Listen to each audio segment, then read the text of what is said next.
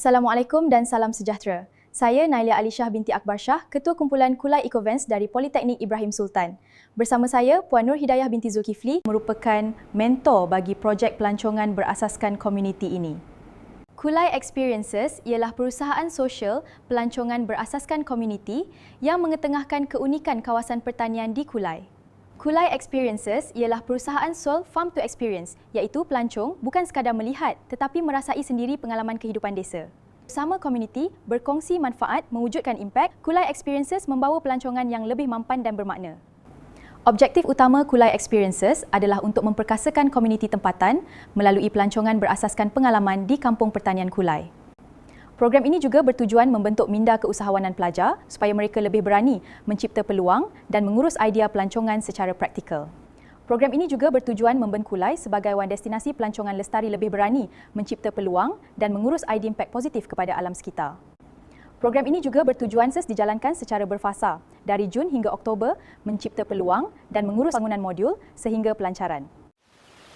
Bayangkan anda bukan sekadar melawat sebuah kampung, tetapi memetik nanas sendiri, belajar membuat pizza dan merasai kehidupan komunitium dan lestari.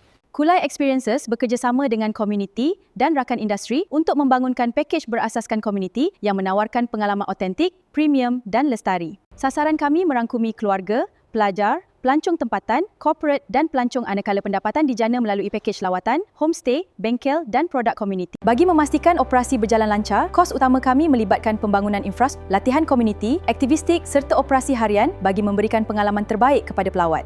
Pelaksanaan projek dijalankan secara berfasa melalui pembangunan pakej pelancongan, latihan komuniti bersama rakan strategik. Pelaksanaan dana diperoleh melalui pakej lawatan, homestay, bengkel, produk komuniti serta program corporate dan team building bagi memastikan projek terus berkembang secara mampu. Bagi memastikan capaian pasaran lebih luas, kami menggunakan pelbagai saluran seperti media sosial, agensi pelancongan serta kerjasama dengan institusi pendidikan dan rakan industri. Hubungan pelanggan dibina melalui pengalaman yang mesra dan peribadi, disokong oleh media sosial, sokongan pelanggan serta program kesetiaan bagi menggalakkan kunjungan berulang. Program Kulai Experiences membuka peluang pekerjaan baharu kepada belia, suri rumah dan komuniti setempat. Selain menjana ekonomi, program ini turut memelihara warisan budaya tempatan melalui dapur makcik, zawut fire dan pelbagai kraftangan tradisional yang diwarisi turun-temurun. Selain menjana experiences juga meningkatkan kesedaran terhadap pemeliharaan alam sekitar melalui penggunaan semula bahan pertanian dan penghasilan kraftangan mesra alam. Kulai Experiences bukan sekadar menawarkan produk pelancongan, tetapi membina ekosistem yang memberi manfaat kepada komuniti melalui konsep farm to experience yang autentik, premium dan lestari.